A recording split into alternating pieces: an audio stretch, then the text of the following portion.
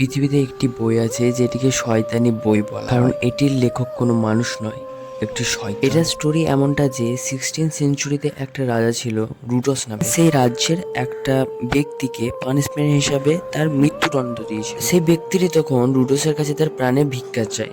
তখন রুডস বলে তাকে শুধুমাত্র একটি শর্তে ছেড়ে দিতে পারে, যদি সে এক রাতের মধ্যে এমন কোনো একটি বই তৈরি করে দিতে পারে রুডসকে, যদি সেই বইটি এই পৃথিবীতে আর একটি জন্য না থাকে। রাজা ইচ্ছাকৃত তাকে এই কাজটি দিয়েছিল, কারণ সে জানতো এক রাতের মধ্যে অসম্ভব যে কোনো একটি বই তৈরি করে দিতে পারে। তখন সেই ব্যক্তিটি সেই কাজে লেগে পড়ে, কিন্তু সে মধ্যরাত্রিতে হাল ছেড়ে দেয় এবং তাকে অসম্ভব লাগে এই কাজটি। তখন সে ভগবানের আপেক্ষে শয়তানের কাছে প্রার্থনা জানায়। তখন শয়তান অর্থাৎ লুসিফার তার সঙ্গে ডিল করে, যদি তার সোলটা তাকে যদি দেয় তবে সে এই কাজটি কমপ্লিট করে দেয়, এবং সেই ব্যক্তিটি এই ডিলটি মেনেও নেয়।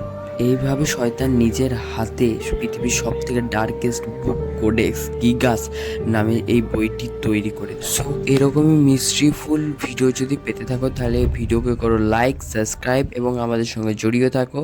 Bye bye.